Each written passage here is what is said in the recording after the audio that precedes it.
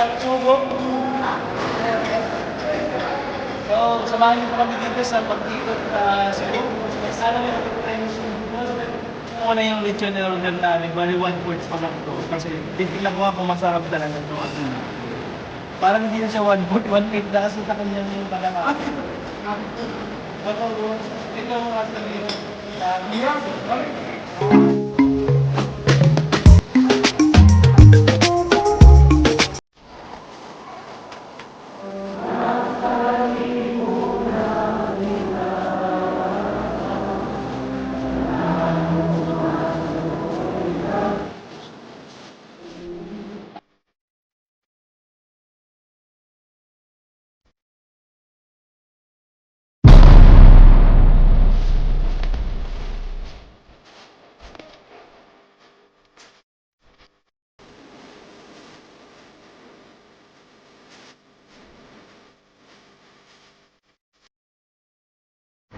Wala nang intro, testingin natin ang lechon CNT. So, lagi po kami nagre-request dito sa Cebu.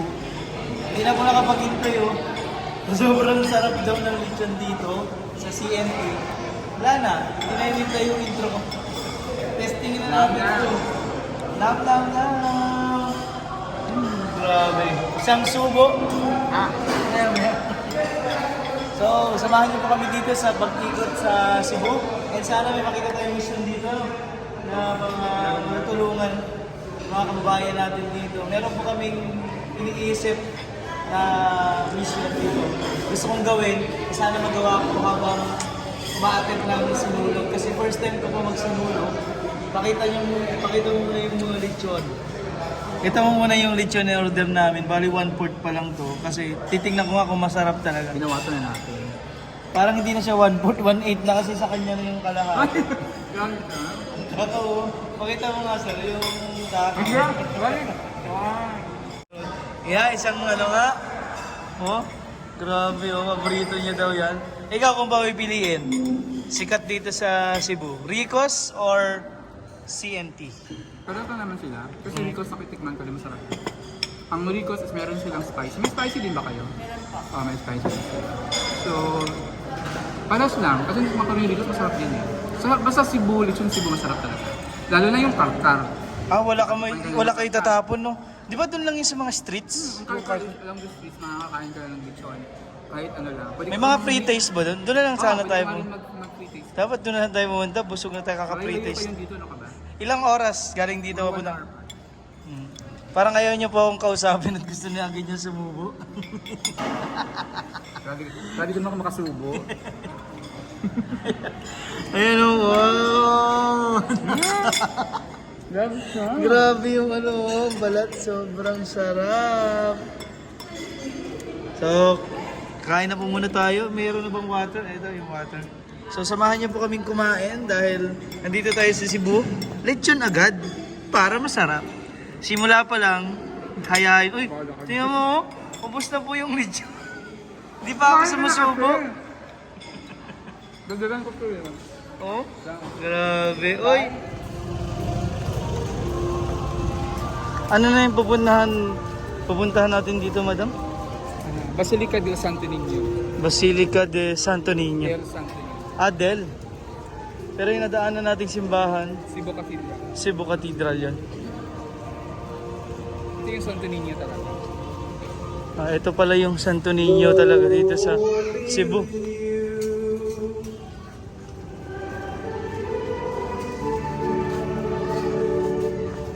A reading from the Holy Gospel according to Mark.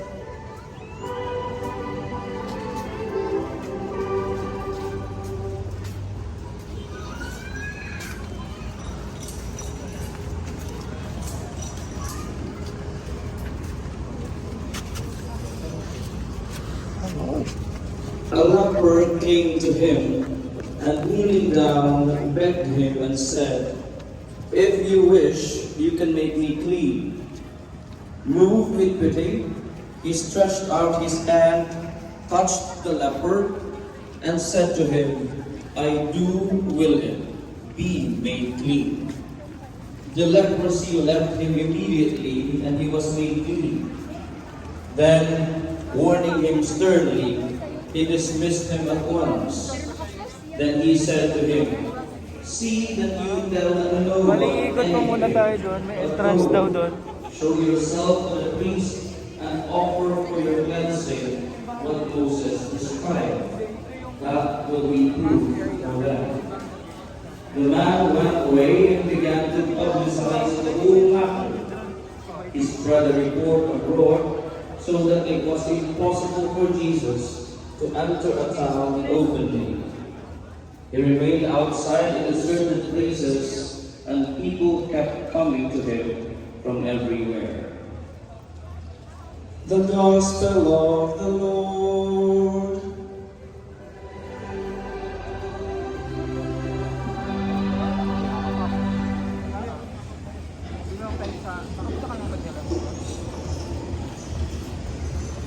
Parang hindi kami makakapasok kasi sobrang dami daw ng tao. Sabi ni Madam, ayan po yung mga tao. Viva el Señor! Viva el Señor! My dear friends, brothers and sisters, faithful devotees of Señor Santo Niño, allow me to open our reflection with a real story that had happened around 4 years ago. An OFW from Italy asked me to join her in prayers while her son was on a trip to enter Italy illegally Ano? by crossing the borders from Ang daming tao. Amsterdam as the port of entry. The mother herself did the same thing when she entered Italy. She entered Italy illegally, paying a huge amount.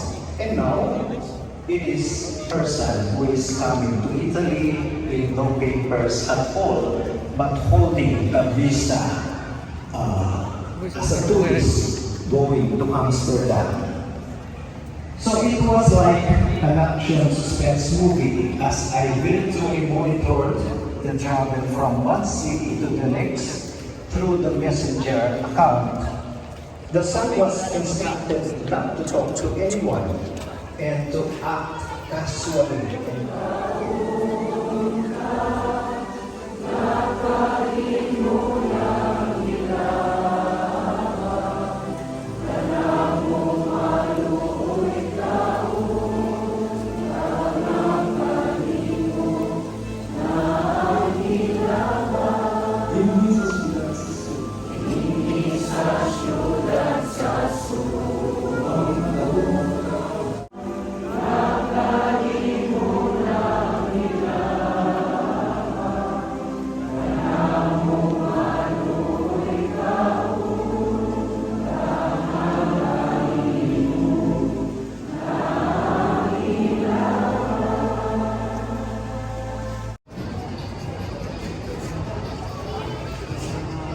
Magkano ba yung ganito kaliit?